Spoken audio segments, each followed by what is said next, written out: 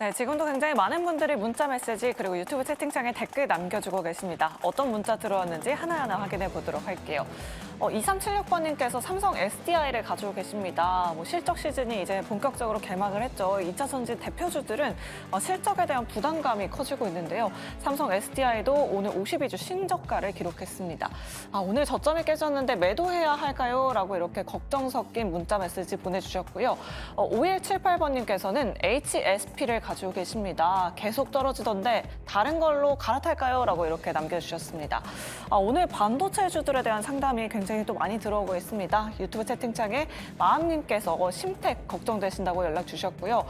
김JK님께서는 인텍플럭스 남겨주셨습니다. 매수가는 32,000원, 비중은 10% 정도 보유하고 계십니다. 어제 삼성전자가 부진한 실적을 발표하면서 반도체주들도 힘을 내지 못하고 있는데요.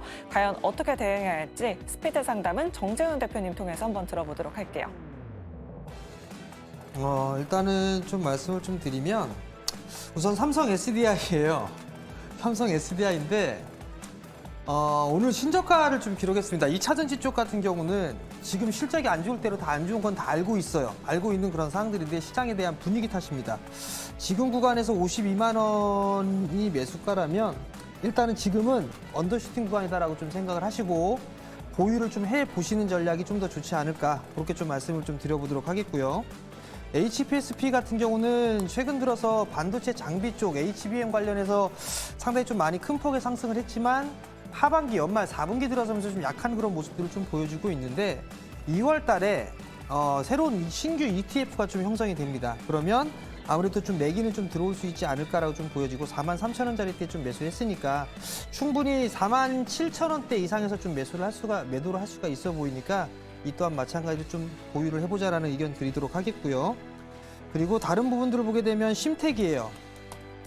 심택을 45,100원에 매수를 좀 하셨는데 오랜 기간 좀 물려 계신 것 같습니다. 비중이 25%인 그런 사항들인데 이거 더 빠지면 더 사세요. 지금 38,000원대 초반 자리대인데 38,500원부터 한 37,000원 이 자리대까지 밀리게 되면 일단 5% 정도 더 매수를 하셔가지고 단가를 낮추시고 상승이 좀 나오게 된다면 43,000원대부터는 절반을 챙겨놓고 나머지만 좀 끌고 가보자라는 말씀 좀 드려보도록 하겠고요. 마지막으로 인텍플러스예요. 인텍플러스 같은 경우 32,000원에 좀 매수를 하셨는데 반도체 쪽 섹터는 순환매가 다시 나올 겁니다. 그렇기 때문에 지금 구간에서는 시장이 좀 불안한 그런 모습들은 있지만 여전히 좀 상승을 할 수 있다라고 좀 보시면 좋을 것 같고 35,000원 정도대까지는 무난하게 움직일 수 있으니까 이 또한 마찬가지로 좀 보유를 해보자라는 의견을 드리도록 하겠습니다. 네, 이렇게 인텍플러스까지 네 종목의 스피드 문자 상담 도와드려봤습니다. 전문가분의 냉철한 상담 잘 참고해보시기 바라겠고요. 우리 시청자분들 또 많이 수익 내시길 바라겠습니다. 이렇게 꼼꼼한 상담 받고 싶으시다 하시는 분들은 저희한테 지금 연락 주시면 됩니다. 저희 전화번호와 문자가 열려 있는데요. 전화번호는 02-2000-4919번, 02-2000-4919번이고요. 문자번호 샵 2034로도 고민되시는 종목 그리고 매수가 비중 보내주시면 저희가 친절한 상담 도와드리도록 하겠습니다. 저희 그럼 다음 시청자분 바로 만나보도록 할게요. 시청자님 안녕하세요. 네, 안녕하세요. 네, 반갑습니다. 시청자님. 네, 네, 오늘 어떤 종목 고민되실까요? 네 SK 하이닉스를요, 네. 13만 2천 원에 한 30% 샀어요. 우리 시청자님 수익권이시네요. 그래서 네, 어떤 드리려고 부분이 좀, 고민되실까요? 네, 한 30%, 한 50% 돼야 50%로 해주세요. 한 50%요? 50% 되는데 좀 줄일까 해서 여쭤보고 드리려고요. 지금이라도 분할 매도를 해야 되는지 궁금하시군요. 네, 알겠습니다. 세 분께 한번 전략을 여쭤보도록 할게요.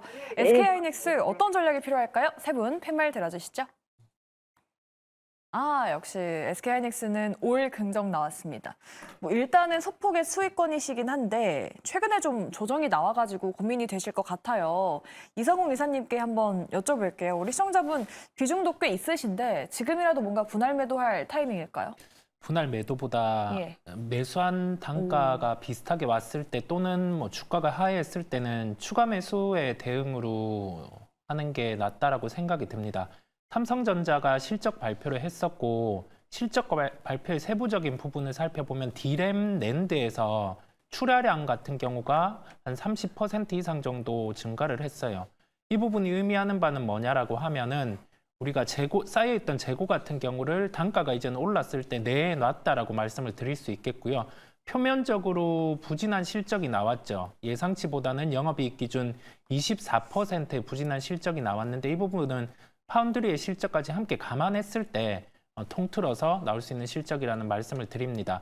디램과 낸드 부분을 SK 하이닉스의 실적에 대입을 해보면 이제 4분기, 1분기 실적 같은 경우 1분기는 보통 비수기예요. 그랬을 때 전자의 조정으로 인해서 SK 하이닉스도 시장 조정과 함께 밀릴 수는 있지만은 2분기부터 실적 같은 경우는 전년 동기 대비해서는 무조건 좋아지는 구조입니다. 그렇다 보니 시장 조정과 함께 가격 조정이 나온다라고 하면은 비중을 한 60% 이상까지도 늘리셔도 된다라는 말씀을 드립니다.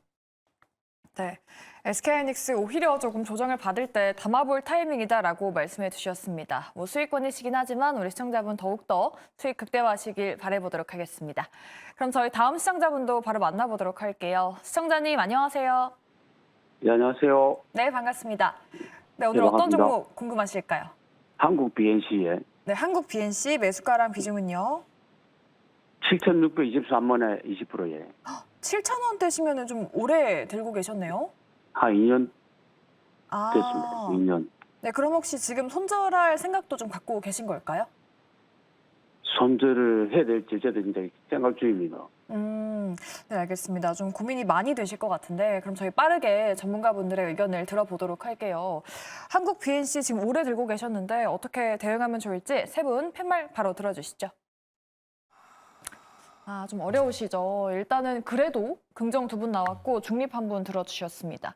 그러면 예 대표님께 한번 여쭤볼게요. 지금 거의 뭐 반 정도가 내려왔는데 네. 오래 기다리셨다고 해요. 또 손절도 좀 어려우신 것 같은 상황인데 어떤 대응 필요할까요? 뭐 손절이 안 되시겠죠. 음. 손절이 안 되시기 때문에 우리 긍정을 좀 드렸습니다. 그리고 이게 한국 BNC가 GMP 시설, 그러니까 이제 우리가 흔히 말하는 제약을 만드는 시설에서는 굉장히 앞서가는 회사예요. 그러니까 거기서 앞서간다. 물론 이제 R&D 연구라든가 이런 데서는 조금은 뒤처져 있겠죠. 왜냐하면 자금이 그렇게 원활한 회사는 아니에요. 그 자금이 원활하지 않다는 건 무슨 연구 개발을 하는 데 있어 갖고 비용을 많이 쓸 수는 없다는 걸 의미하는 거겠죠. 그러다 보니 다른 회사의 우수한 제품을 위탁 생산하는 그 GMP 시설은 훌륭하니까 그 위탁 생산하는 거에 대해서 내실을 다져 나갈 수밖에 없는 회사입니다. 그러니까 급등은 나오기 사실 조금 힘들어요.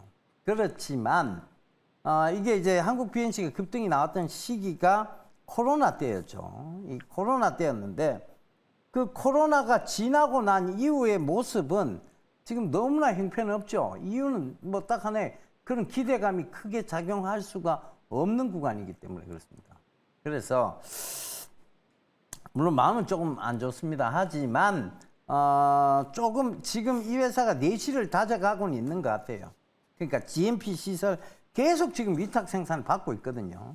보면 위탁 생산 받고 있으니까 이런 부분을 참고해서 위탁 생산을 계속 받아서 내실을 다져 나가서 그 위탁 생산 받은 걸 가지고 그러니까 자사의 어떤 기술력을 좀 늘려가는 그 내실까지 키워간다면 미래 가치는 있습니다.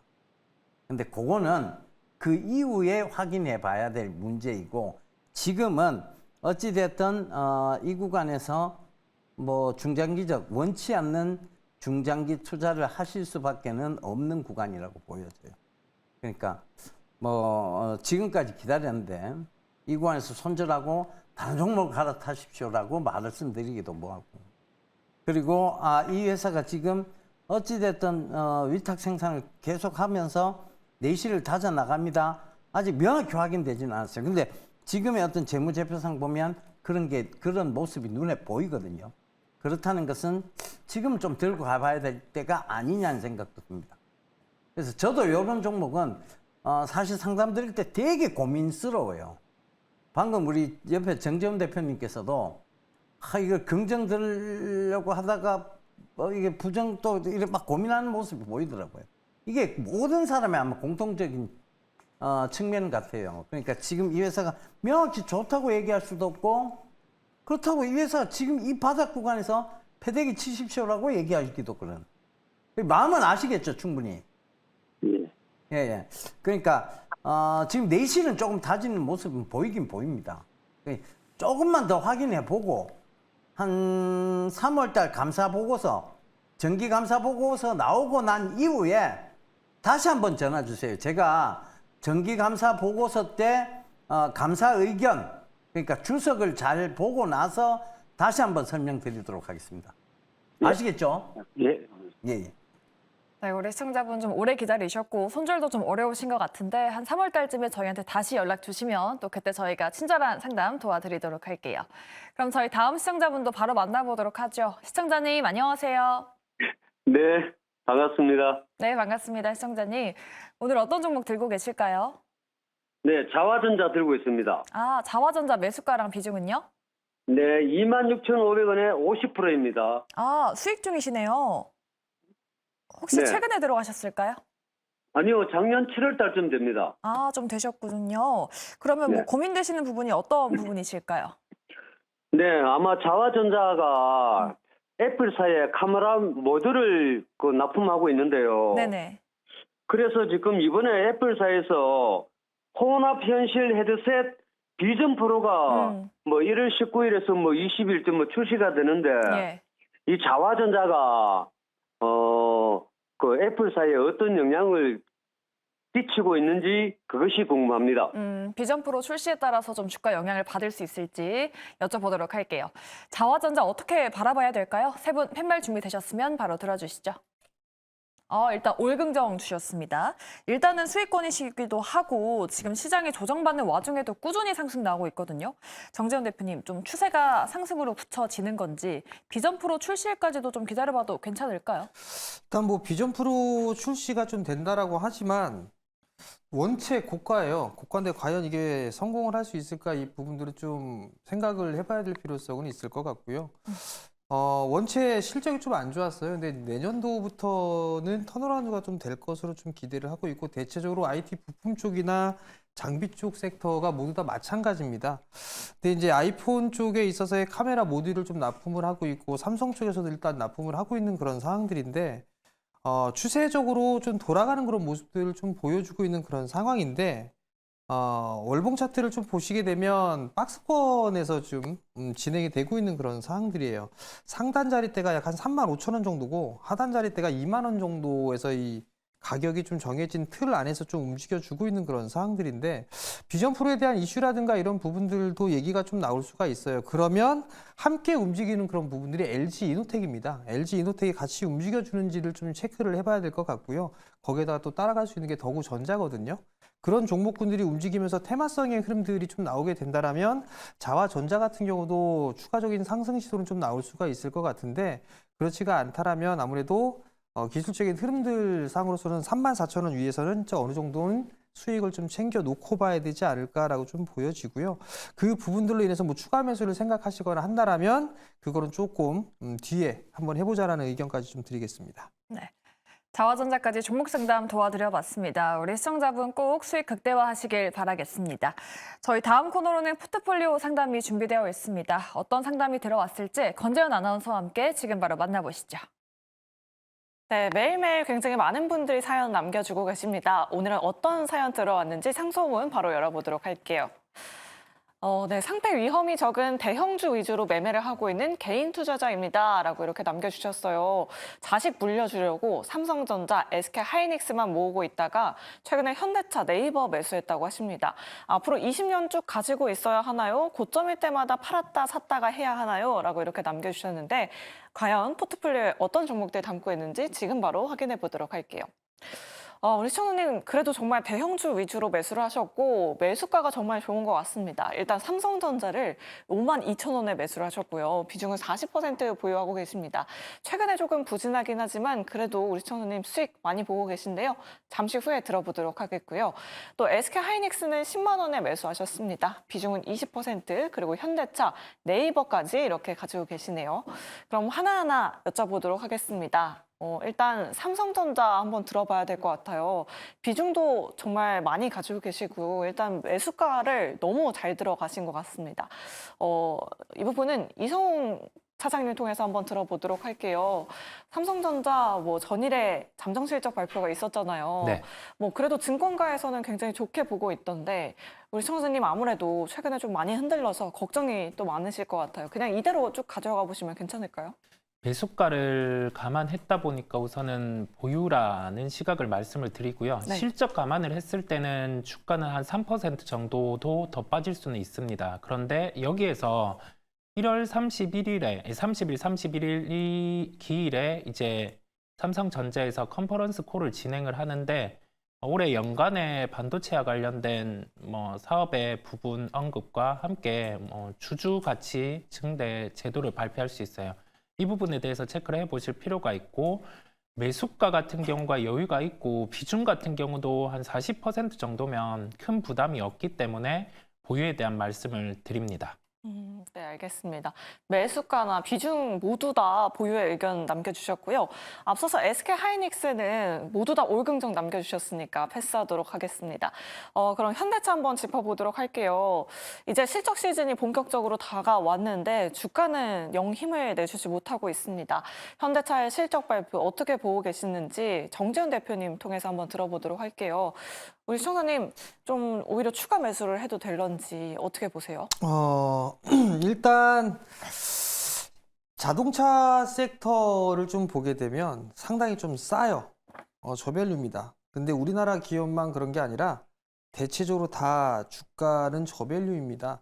그 이유는 이제 성장에 대한 부분들을 좀 놓고 볼 수가 있을 것 같은데 과거의 내연기관차 같은 경우는 기술 엔진이라는 그 기술력이 있었어요. 근데 지금은 전기차로 좀 전환이 되는 그런 과정을 겪으면서 진입장벽이 좀 상당히 낮아진 그런 상황들이에요. 근데 어찌됐든 현대차 같은 경우는 전기차 쪽으로 전환이 빠르게 진행이 되게 되면 올해부터 이제 미국 쪽에 있어서의 세제 혜택이라든가 이런 부분들을 올 하반기 때부터는 좀 받을 수 있지 않을까라고 좀 예상을 하고 있는 그런 사항들이고 길게 보게 되면 현대차 쪽에 있어서의 성공 여부는 수소 쪽이나 아니면 UAM 이런 쪽에 있어서의 사업이 어떻게 좀 진행이 되느냐 이 과정들을 좀 봐야 될 것 같아요. 그런 부분들은 단기적인 시각으로 좀 볼 수는 없을 것 같아요. 물론 실적에 대한 부분들은 올해까지는 최고 실적을 이어가겠지만 내년도에는 역성장을 좀 할 것이다라는 전망들이 좀 있는 그런 상황들이에요. 그렇기 때문에 지금 구간에서는 뭐 그냥 보유를 해 나가는 그런 전략이 좀 좋지 않나라고 좀 보여지고요. UAM 쪽이라든가 이 수소 쪽에 있어서 사업 방향이 제대로 좀 진행이 된다라면 한 단계 좀 도약할 수 있는 그런 부분들이 있기 때문에 보유 관점으로 좀 보시는 게 맞다. 그렇게 좀 말씀드리겠습니다. 네, 이렇게 현대차도 보유 의견 남겨주셨고요. 네이버도 한번 들어보도록 하겠습니다.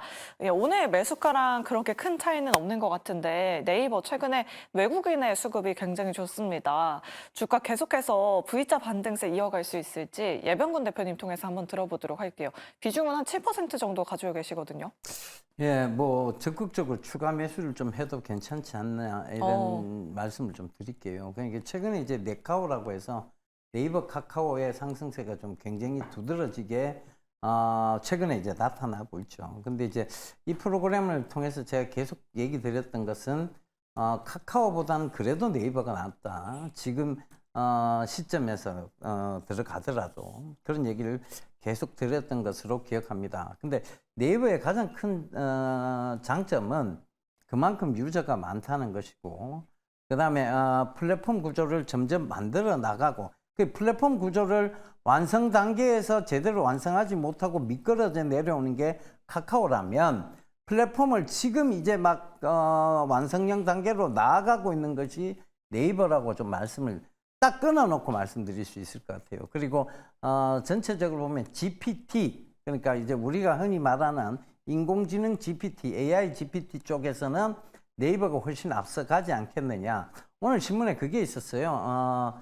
KMS GPT 그러니까 우리나라의 수학 GPT가 세계에서 먼저 개발되어진 수학 GPT보다 훨씬 더 월등하게 계산 능력이 빨랐다. 이런 기사가 아침에 있었습니다. 근데 이런 기사들을 살펴본다면 우리나라의 K-팝, K-푸드 그걸 넘어서서 KGPT도 성공을 할 수 있을 거라고 보여져요. 근데 거기서 가장 그럼 앞서 나가고 선두주자가 누구냐? 네이버거든요. 그 관점에서 한번 보자고요. 그러면 네이버가 성장 속도가 조금 이 GPT만 제대로 성공이 되어진다면 성장 속도가 좀 더 가파르게 올라올 수 있지 않겠느냐. 그렇게 보여집니다. 그래서 저는 이 구간은 오히려 길게 보신다면 추가적으로 매수를 해야 될 구간으로 보여지고 있습니다. 아, 네. 오히려 장기적으로 보신다면 비중을 조금 더 담아봐도 괜찮을 것 같다라고 이렇게 말씀해 주셨습니다. 지금 데니님께서 상전 52,000원이면 정말 대단하다라고 이렇게 남겨주셨거든요. 지금 우리 시청자님은 뭐 반도체, 자동차, IT 업종을 위주로 담고 계신데 사실 요즘 시장에서는 뭐 바이오 종목도 핫하고 AI 섹터도 굉장히 핫하잖아요. 우리 시청자님이 추가적으로 담아보면 좋을 만한 섹터가 있는지 아니면 그냥 이 포트폴리오 그대로 가져가는 게 좋을지 정재훈 대표님 통해서 한번 여쭤보도록 할게요. 우리 대표님은 또 2차 전지 섹터도 굉장히 좋아하시고 그런데 네. 일단 2차 전지를 만약에 긴 관점으로 좀 보게 되면 저는 충분히 분할 매수를 해도 좋다고 좀 보고 있어요. 단적으로 좀 예를 들어 보게 된다면 반도체 업황 안 좋았어요. 기대감 때문에 올라갔습니다. 2차 전지 마찬가지예요. 실적도 좋고 나오고 있지만 성장에 대한 부분들 때문에 급등은 나왔었고 그 부담에 따라서 많이 밀렸습니다. 그럼 이제 가격적인 부분들은 마무리가 됐어요. 그러면 여기서 생각해 봐야 될 부분들은 2차 전지, 전기차 쪽에 있어 2차 전지 사업 자체가 성장을 계속적으로 해 나갈 거냐, 하지 못하느냐를 따져보게 된다면 성장을 할 거예요. 그럼 지금은 저가 매수, 분할 매수 타이밍을 잡아야 될 그럴 구간이다. 그렇게 좀 말씀을 드리고 싶고요. 매수하셔도 좋을 것 같습니다. 네, 알겠습니다. 뭐 2차 전지 섹터 조금 더 담아보는 것도 괜찮을 것 같다라고 이렇게 말씀해 주셨고요. 그럼 예병군 대표님께도 한번 여쭤보도록 네. 할게요. 우리 시청자님 포트폴리오 어떻게 전반적으로 평가하실까요? 전반적으로 굉장히 탄탄하게, 그러니까 뭐 이제 상패 걱정이 돼서 대형주만 담았습니다라는 얘기를 하시고, 자식들에게 물려줄 만한 주식을 들고 계시는 건 맞아요. 근데 이렇게 좀 말씀을 드릴게요. 이분은 굉장히 중장기적 성향이시라면 지금 잘하고 계시는 거예요. 근데 언젠가 주식은 팔아야 돼요. 제가 얘기 드렸잖아요. 이게 종합주가지수 1400포인트에 그러니까 이제 뭐 주식 비중 100%와 3200포인트의 주식 비중 100%가 무슨 의미가 있으며 다시 2200포인트의 주식 비중 100%, 뭔 의미가 있느냐는 얘기. 주식을 한 사람이 흔히 가장 가난하게 산다고 얘기합니다. 왜? 차를 사야 되는데 주식할 돈도 없는데 무슨 차를 사? 그죠? 집을 사야 되는데 주식할 돈도 없는데 무슨 집을 사? 주식한 사람이 되게 가난한 거예요. 왜? 나는 계속 주식을 해야 되니까. 비중 100%를 채워가야 되니까. 옷도 하나 못 사 입어요. 이게 뭔 의미가 있습니까? 이게 행복해요? 행복의 관점을 어디에 두느냐에 따라 달라지겠지만 그러면 많이 벌었으면 가족들한테 그만큼 보상도 해주세요. 그리고 자기 자신한테 칭찬도 해주세요. 그러기 위해서는 차익을 일부 해야 되는 거예요. 그러니까 금리가 어느 정도 인하 시기에서는 이 긴 관점으로 이제 가시니까 금리가 인하 시기에서는 파실 필요 없습니다. 그 금리 인하 시기, 지금 올해가 금리 인하 시기잖아요. 그죠? 좀 들고 가시다가 금리가 살짝이라도 인상될 것 같다? 그럼 또 파시면 돼요. 비중을 축소하시면 됩니다. 고관점으로 하세요. 그럼 될 것 같아요. 저는 그렇게 좀 바이앤밸런싱 하시는 게 맞을 것 같습니다. 네, 그래도 세 분의 전문가분들 모두 우리 시청자님 포트 정말 잘 꾸려나가고 있다라고 이렇게 말씀하셨으니까요. 우리 시청자님 이 종목으로 수익 많이 내시길 바라겠습니다. 내 종목 포트폴리오도 이렇게 자세하고 또 냉철하게 상담받고 싶으시다 하시는 분들 아래 나가고 있는 문자 메시지 이용해 주시면 되고요. 메일 주소도 활짝 열려 있으니까요. 여러분들의 많은 참여 부탁드리도록 하겠습니다. 자, 오늘 저희가 준비한 상담은 여기까지고요. 세 분의 전문가는 여기서 이만 보내드리도록 하겠습니다. 오늘 말씀 고맙습니다.